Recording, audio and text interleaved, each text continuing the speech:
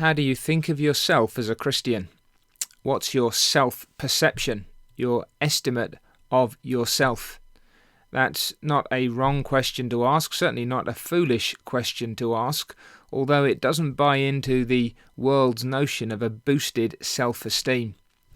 Paul says to the Romans in chapter 12 and verse 3 of that letter, through the grace that is given to him, to everyone who is among you, not to think of himself more highly than he ought to think, but to think soberly, as God has dealt to each one a measure of faith.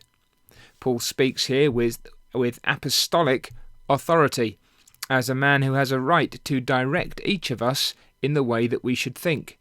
He speaks to everybody in the church at Rome as part of that body. He's very conscious at this point in the letter that he's writing to what ought to be a united but diverse group of men and women, each of whom is called to serve God in accordance with their graces and their gifts.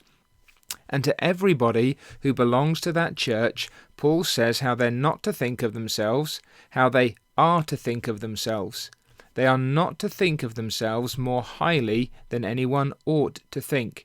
That is, they're not to put themselves on a pedestal. They're not to assume to themselves more in the way of grace or gift than they actually possess. That they are not to lord it over others. They're not to look down their noses at other people who they think are less in some way than them.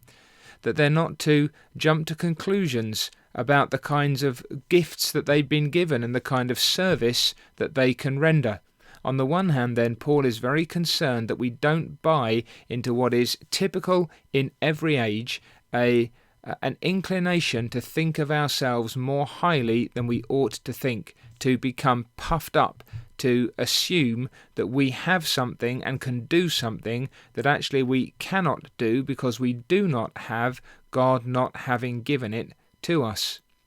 Now, on the other side, we're told how we ought to think of ourselves.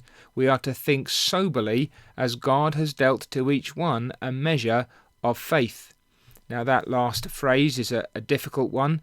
It may have to do with faith in its more normal use, God giving us a trust in Him, and perhaps related to that, a knowledge of Him and how we might serve Him. Or it may be used in the context almost as a synonym for a gift, as if to say, according to whatever God has given you, whatever you have been granted, whatever gifts you have received from the hand of the Most High, think in those terms and do so soberly. Now here's the other side of the coin, because the flip side of that open pride is a kind of inverted pride that says, in effect, I can't do anything. I've got nothing to offer. I can't do much. I'm not this, I'm not that, I'm not like him, I'm not like her. Who am I and what have I got to give? That is equally a kind of pride. It's inverted, it's upside down, but it's still a denial of what God is doing in us. What we need to do is to think soberly. We need to think stable and sane thoughts about ourselves. Perhaps we do this best in consultation with mature and trusted Christian friends. It's why, for example, a call to the ministry, internally convicted, still needs to be externally validated. The man who says, I believe I'm called to preach the gospel, still needs the approval of the congregation that he actually possesses those graces and gifts. In similar fashion, we ought not to just take to ourselves too quickly assumptions about what we are or are not, or what we have or have not, but we ought to think carefully.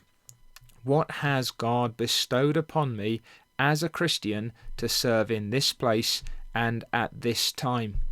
And so Paul would have me and you, under his apostolic authority through the Word of God, to think as Christians, as church members, not proudly, not taking to ourselves more than we should, but to think humbly, soberly, modestly, accurately assessing what God has put in our hands with which to serve Him, and then serving as we are able. So let us consider carefully, consulting and counselling if we must, what has God given to me that I may serve him in the church to which I belong.